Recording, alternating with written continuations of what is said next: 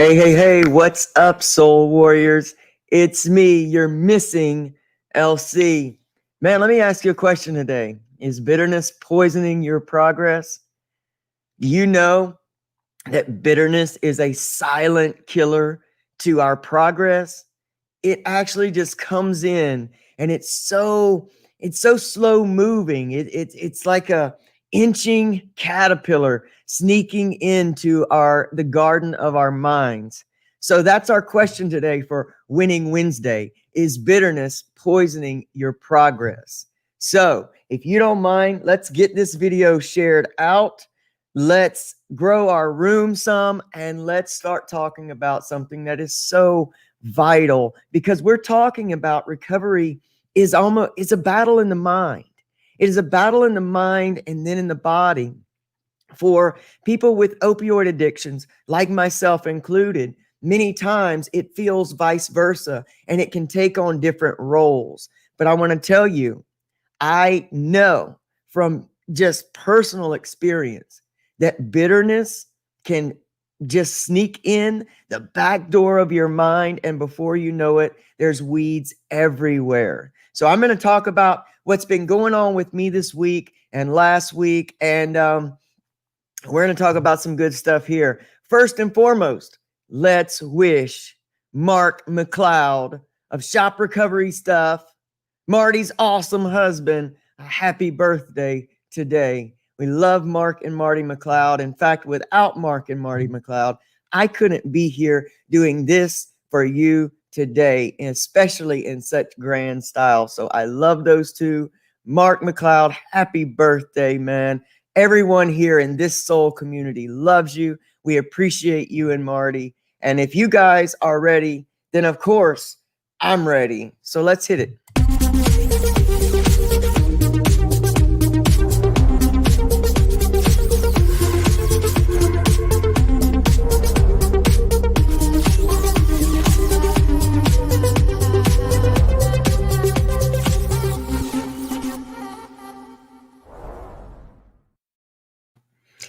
What's up, everybody? I pray you are well, happy, healthy, wealthy, and whole. That's my prayer for you always. Let's say a few good mornings here. Joe Potosi, when the dust settled, my man in the house with us this morning.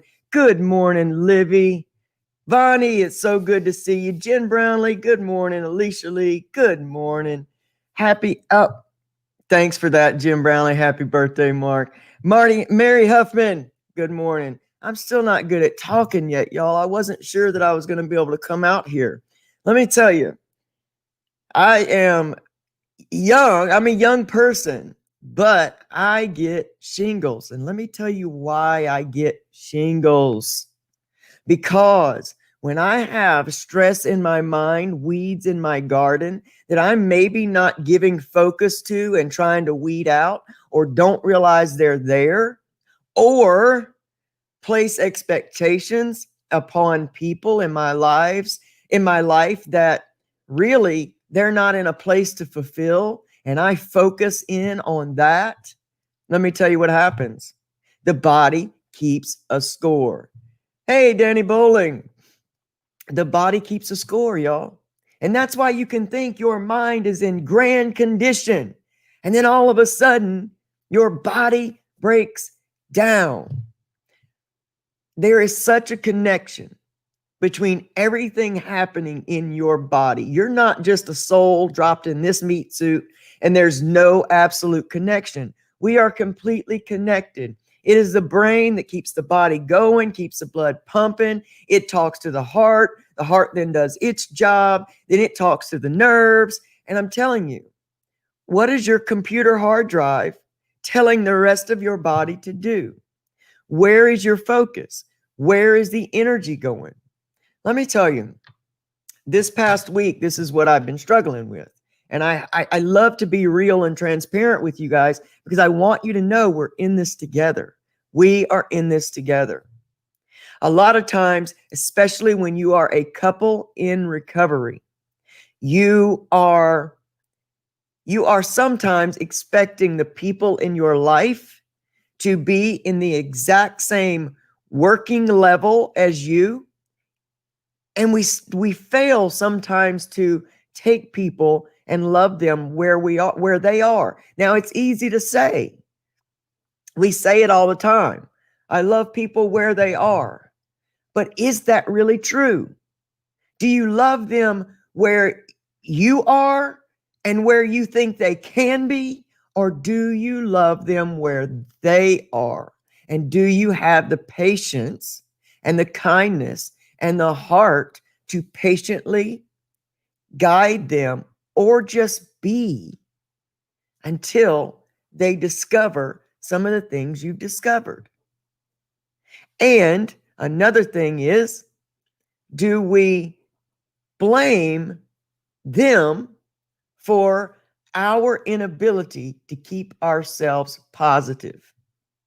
Are we working on our minds, on our thought life, and then we're rolling through our house going, hey, you got to be quiet and you got to act right because I'm trying to be positive?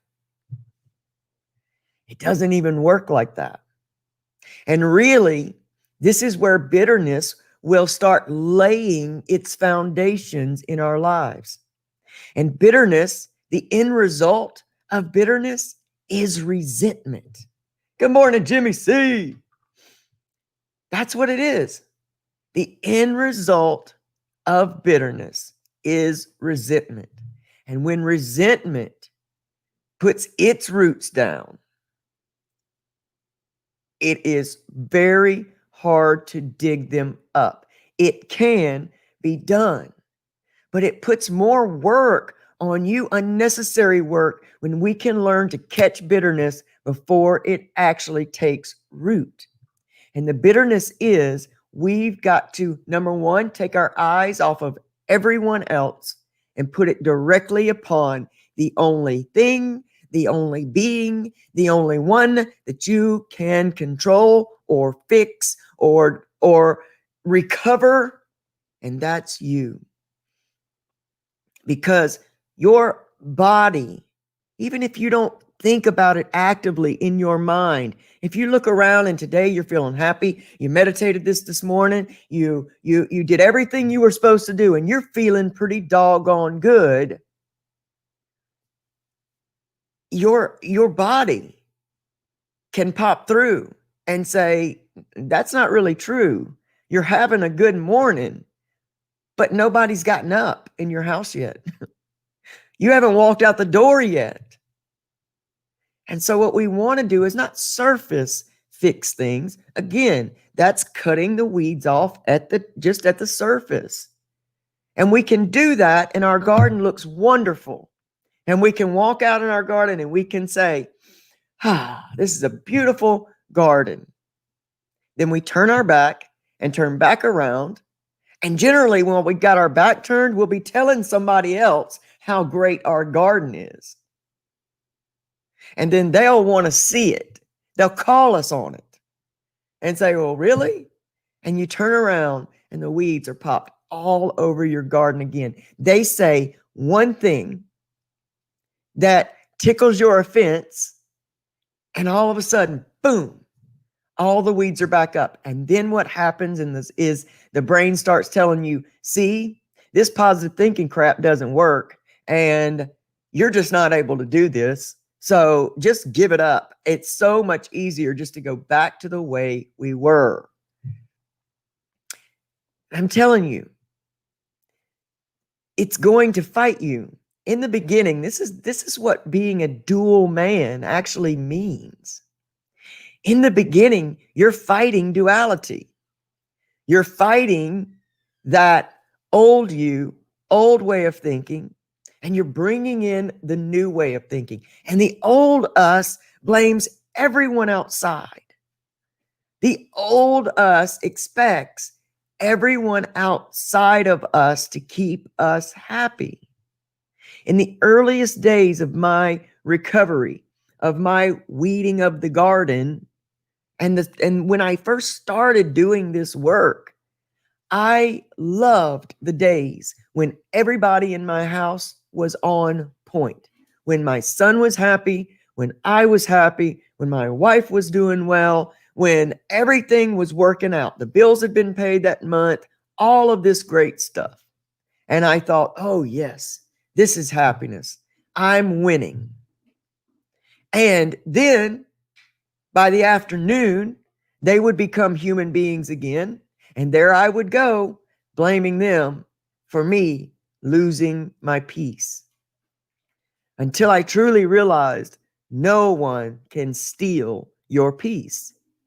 You give it freely because we have it dependent upon outside sources. And you know what? That's okay if that's where we are. I sometimes fall back there too without even realizing it. And that's really what happened to me this past week.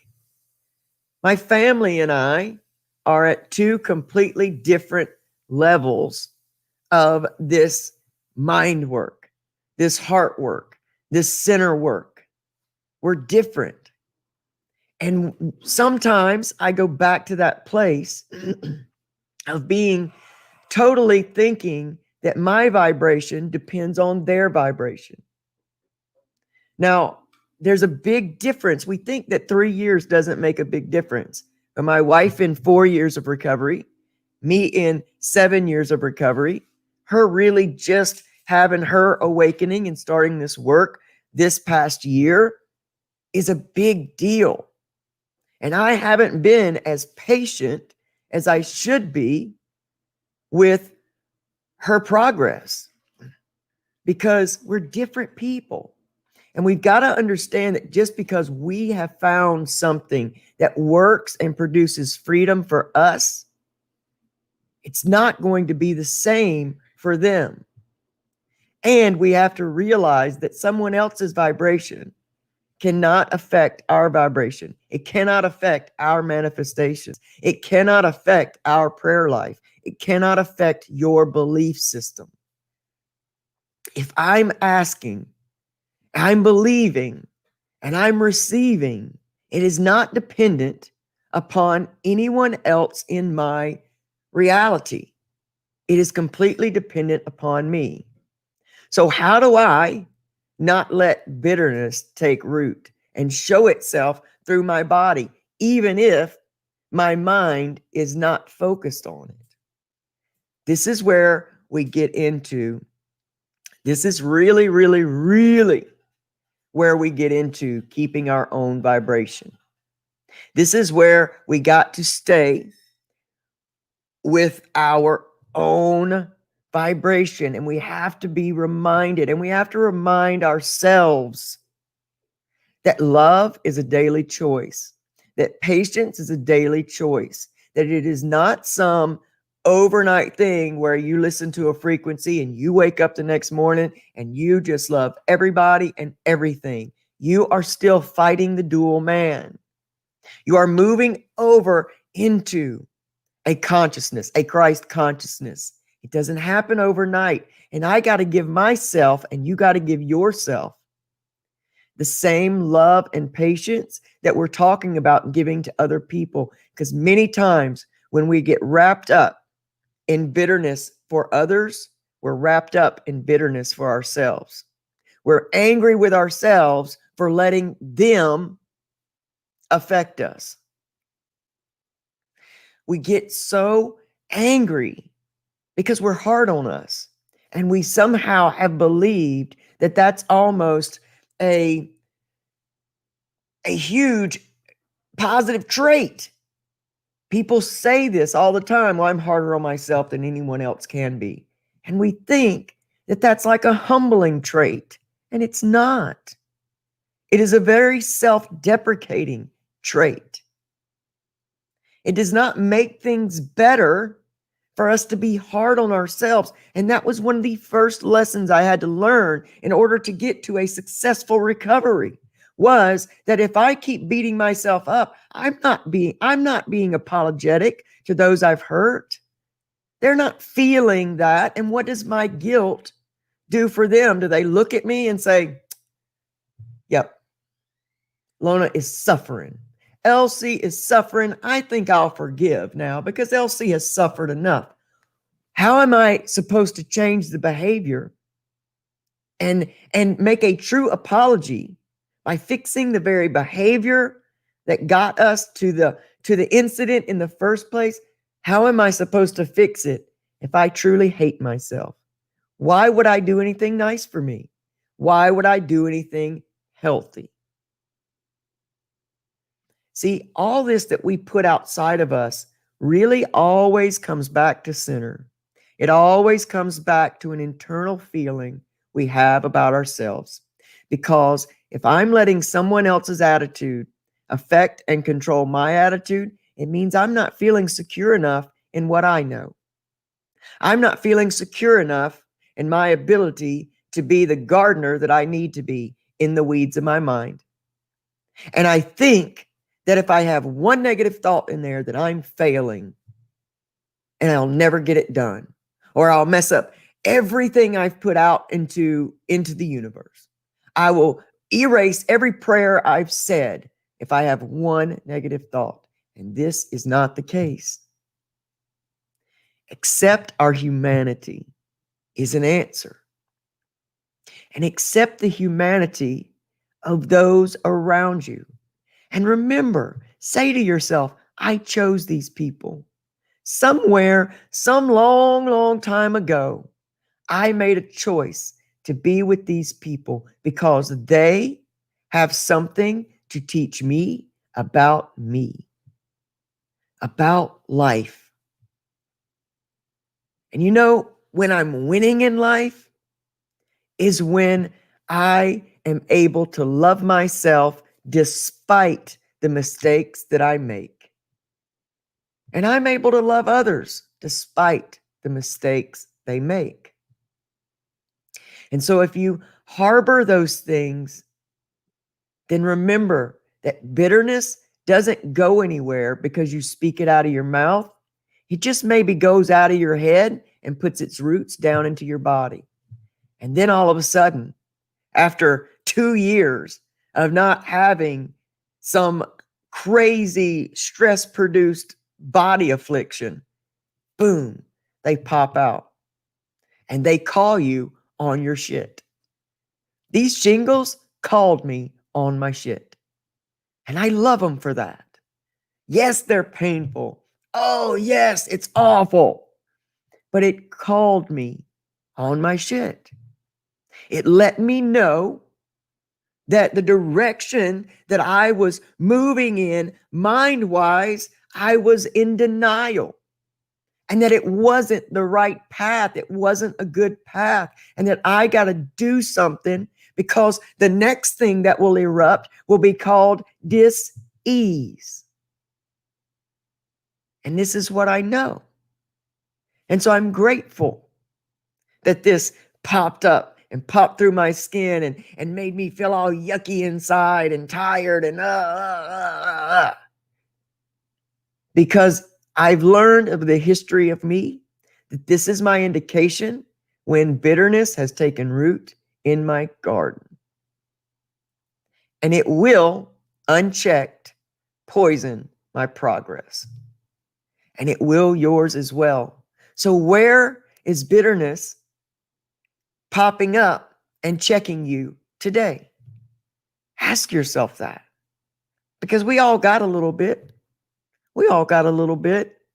And we can decide how we look at the way it comes up and comes out in our lives. And we can choose to continue in the cycle of bitterness and be bitter about that and blame about that. Or we can flip it around and say, thank you. Thank you for this indication, because today, if I know where the problem is, I can do something about it. If I keep denying it, before long, the weeds will overtake my garden, will run all the way through my mind and my body, and I'll be back as that sick, lonely, heartbroken, angry, resentful person that I've always been. And what I can guarantee is that before long, I'll find myself back to those old coping skills again. We like to cleverly call that relapse. And I can't go there. I've done too much work, and things like shingles give me great road signs when I might be slipping backwards. It's an amazing thing. Your body, your higher power, the spirit within you is always talking to you. And maybe those bad things in your life today that look like problems, look like obstacles, maybe they are road signs, caution lights saying we're heading down a road that is not going to be good for us.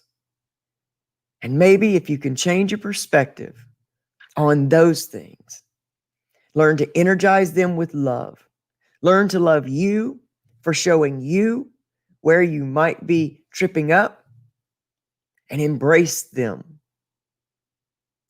I don't want to drive these shingles away. I want to embrace them for all they're here to teach me. And they will go away on their own. They will. When I have processed through and have learned what I'm here to learn from this, they will process themselves out. It's the way it happens. Your body wants to be healthy. Your mind wants to be healthy. And you can be. I don't care where you've been, because I've been there too. You can change your entire life if you will just get a hold of bitterness before it turns to resentment, before it poisons your progress. I love you guys, man. What's up, JD? Hello, Claire. So that's all I can see on StreamYard. You know they only show me so many. So for everyone else out there that I can't see, that I did not say a personal good morning to, good morning. I hope that you all have the most amazing winning Wednesday of all time, because you can, regardless of what's going on in your life, regardless of the circumstances you're looking at. You are powerful co-creator in your own reality. And you got to know that. And when you really take hold of that and you really look around and you see that you have so much inside of you and that you can actually create the outer reality that you want, you will move mountains. Because the reality that is created to you now has already been created in here. That's right. You created that. You might not know how just yet, but stick with me. We're going to learn that. We're going to learn just how. We do it by our beliefs, our trains of thought, our thought patterns, our habits of behavior. Just because we take the drugs, the alcohol, the habit away does not mean that the behavior and the feelings and the thought processes leave with them. Again, there's a blaming for an outside circumstance when addiction is a byproduct of what's happening in here. So, take it away, call yourself clean and sober. Fix this, call yourself in recovery. That's what it means. I love you guys, man. I love you guys. Look here. I got so many books. From Park Bench, Park Avenue, our good friend Anthony Brown. Max, Fearless Happiness. Neist. I'm going to get it. It's coming on our show. Joe Potosi, When the Dust Settled. Woo! That video is up now on YouTube. It is up in our archives here on Facebook.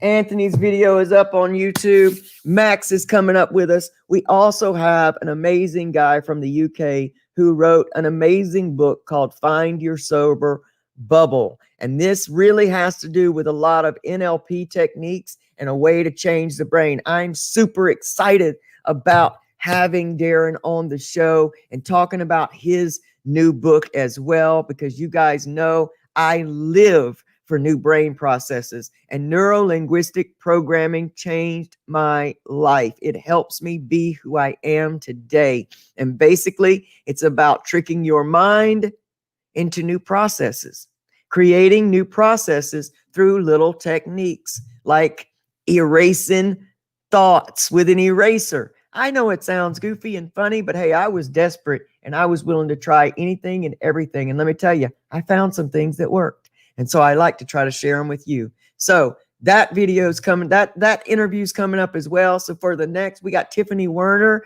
from Moments of Clarity with Tiffany coming up, who also works in NLP and a lot of these same things. So there's a lot coming up for you guys. If you're not already a subscriber to the Recovery Soul Food YouTube channel, I suggest you get over there, like and subscribe it. In fact, the link is in the description for this video. All you got to do is push it and you're in the right spot. I love links. Links are great.